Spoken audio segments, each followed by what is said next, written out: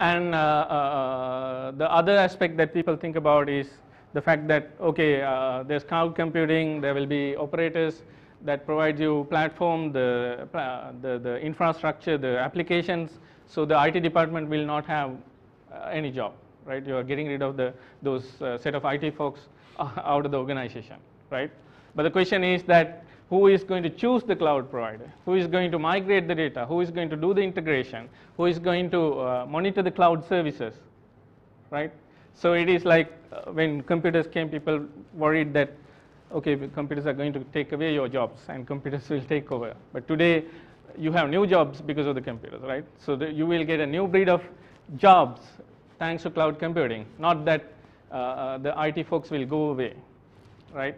And actually what will really happen is that the cloud computing will force IT people to be more move into more strategic aspects, right? Rather than worrying about installing this operating system and that application on this machine and figuring out what broke and what didn't broke, etc.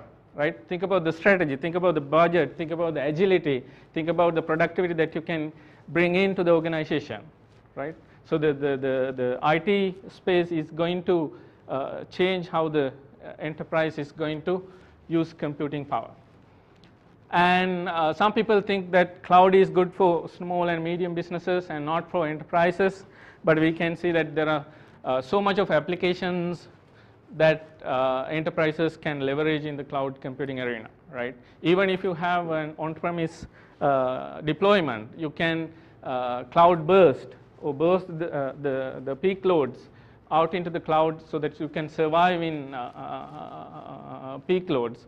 And another example is that many of our clients are looking for deployment governance when it comes to dealing with their applications, right? So the easiest way to have development machines, test machines, staging machines, as and when they require, is to have private cloud setups where the developers, testers, tech ops people can have access to instances to test this and that, as well as verify production setups before you put into production.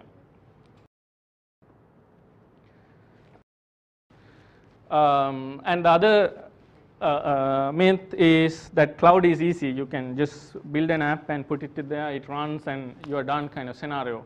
But not really, because the reality in the software space is that you always have to reuse the existing assets, right? So you are not going to throw away all the existing assets and go cloud, right? That's not the reality, right? So transition, going from non-cloud or existing IT that I showed, the 2010 IT to 2015 IT, has to have a lot of transition challenges in there, right? And you will have to look for tools and strategies and best practices that you have to use when you are going from non-cloud to cloud situations. And the other thing that people sell when they sell cloud computing is that it is less expensive, right? It could be true, because when you're counting the costs, you have to count the cost. If you're running your own computing assets, your own software, your own infrastructure, you have to think about the power, the cooling, the administration, the staffing is quite a bit challenge, the data center real estate, right? How much space that server is going to take up in your organization. Rent is costly these days if you're having an office in Colombo, right?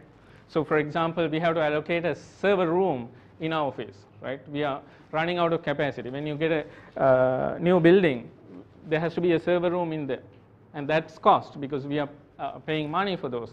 So you are trying to get rid of those aspects by going to cloud, right? So you are saving in those spaces. Then also there are intangible benefits. As I said, I am not waiting till my machine comes. I just go to my portal and instantiate that virtual machine and I can run my test, right? You can come to WSO2's cloud and try the ESB. You don't need to download, install, configure, and pull your hair trying to understand how to configure this damn thing. Well, that is not that difficult, but still, right? So you are getting increased agility and responsiveness, right? So that's also saving money. So those points are towards the cost savings. Yes, they are less expensive, but there could be unseen costs, right? We are talking about new expertise, right? Dealing with cloud is not going to be the same as dealing with the traditional IT organization, right? So there needs to be a shift in thinking. You might have to re-architect the application and data aspects in your organization, right?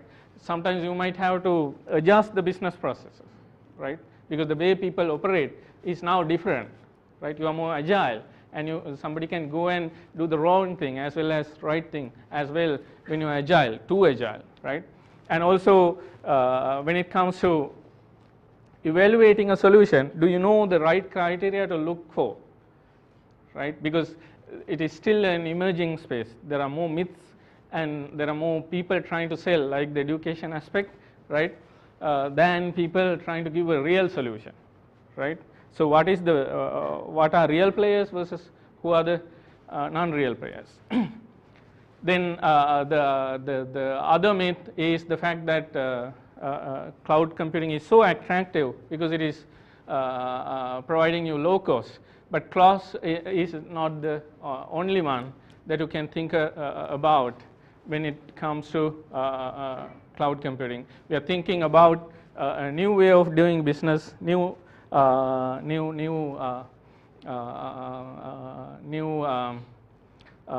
really new stuff, but rather new way of doing the same things in more agile and faster manner, right? The expectation is that you can go to somebody like Amazon who knows how to run the infrastructure and get the services, right? And there has been outages, etc. We have faced so much of problems with Amazon EC2. Yes, that's a fact. But the point is that people are so resilient that they learn and move forward, right? So cloud computing today is not what it was 2 years ago, and it will not be in another 1 year's time, right? It is a fact. It is already here, I would say, right? So is it here right now? I would say yes, it is, but at the same time, no, it is not, right? It is very evolving space. When evolution happens, nothing is static. It is so moving, right? So the fact is that it is going to be a fact that there will be cloud computing, but on the other hand, the fact is that not everything will run on the cloud, right? That is not going to be the reality. And sometimes people are just saying we have a strategy in the cloud space. They don't really have a mate. For example, Red Hat came and said, this is our cloud strategy, right? They're just thinking, they're strategic, right?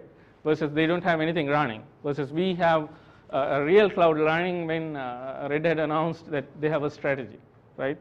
So you have to watch out when people talk about cloud computing. You have to see whether it is for real or not, right? So many are talking about it, and many offerings are also available actually, right? And the good thing is the space is maturing really, really fast, right? People are learning how to do stuff. So hype will turn out to be reality before you know that it is not hype and reality, right?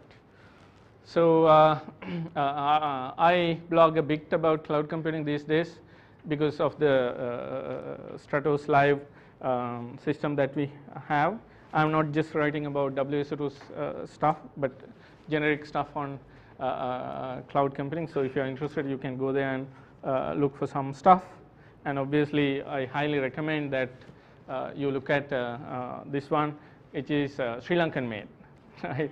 And not very many people might not know, but also it is really thought about. When I was presenting about, I didn't have time to talk about all the cloud computing, this thing, but when I was talking about our cloud computing solution versus when I listened to these other people presenting when I was in Australia on this Intel Technology Day, I realized that how much we have thought about the ingredients of cloud versus that some people are talking about cloud, but the fact that they don't really have it kind of scenario, right?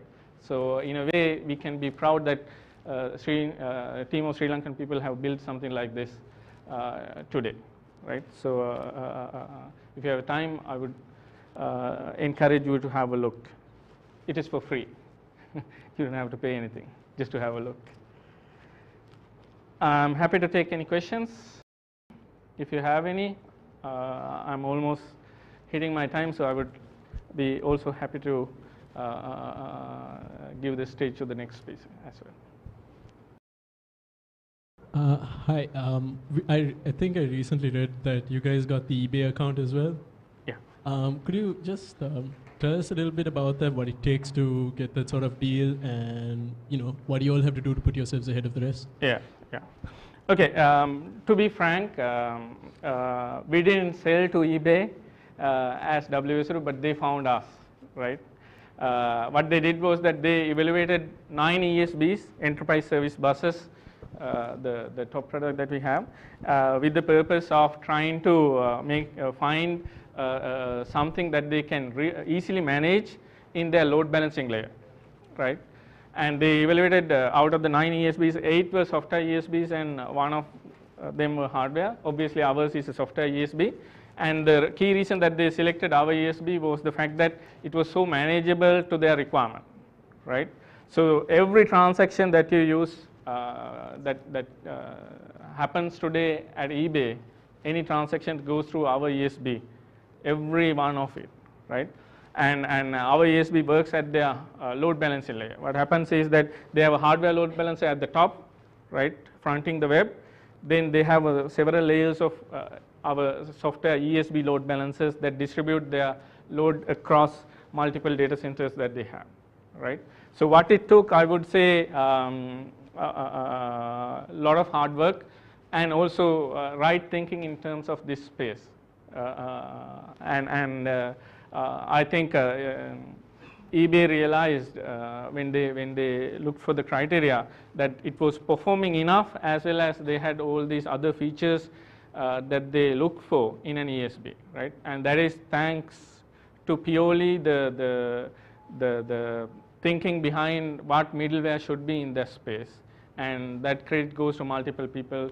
And in short, the team of WSO2, it is not a single person effort, but rather a team effort.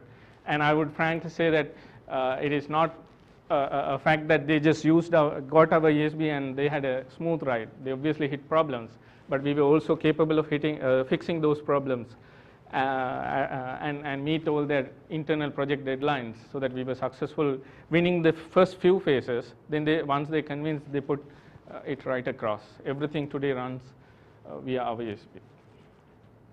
Right, thank you.